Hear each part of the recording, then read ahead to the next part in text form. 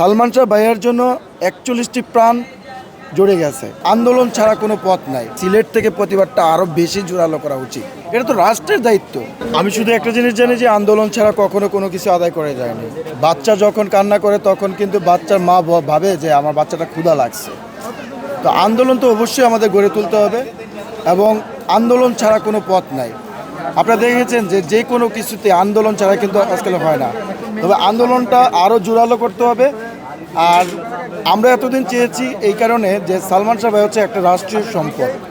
তা আমরা যেহেতু সালমান শাহ ভাইয়ের আদর্শে গড়া, আমরা কখনো চাই না যে রাষ্ট্রীয় সম্পদ নষ্ট হোক। তা আমরা কোনোদিনও চাই না যে রাষ্ট্রের বিপক্ষে আমরা যেতে। এটা তো রাষ্ট্রের দায়িত্ব। যেখানে সালমান শাহ ভাই ছিলেন একজন ফিল্ম ইন্ডাস্ট্রির একজন সুপার হিরো। সালমান শাহ ভাইয়ের জন্য 41টি প্রাণ জড়ে গেছে। আমরা কিন্তু শুনতু যে সালমান শাহ ভাইয়াকে মেরে ফেলেছে, সালমান শাহ ভাইয়াকে যে পরিকল্পিতভাবে হত্যা করেছে তার জন্য যে আমরা মাঠে নেমেছি সেটা কিন্তু নয়। আমাদের বোনগুলো যারা আমাদের ভক্ত, আমাদের সাথে থাকতো আজকে, আমরা কিন্তু তাদেরকে হারিয়েছি। আজকে যদি মিথ্যা অপবাদ না দিত আর এই পরিকল্পিতভাবে যদি হত্যা না করতো সালমান শাহ ভাইকে, তাহলে কিন্তু আমরা ঠিক আছে আমাদের সেই জোনাকিকে আমরা হারাতাম না। আপনাদের এই রওজানের কিন্তু একজন আত্মহত্যা করেছে, এটা আপনারা জানেন কি না জানি না।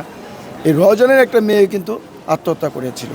তা আমরা চাচ্ছি যেন অতি দ্রুত আসামিদের গ্রেফতার করে দৃষ্টান্তমূলক শাস্তি দেয়। আর মেনলি যে জিনিসটা হচ্ছে এই সিলেট থেকে তো গর্বে, মানে আমার তো মনে হচ্ছে যে এই সিলেটবাসী যারা আছেন তারা তো গর্জে ওঠার কথা।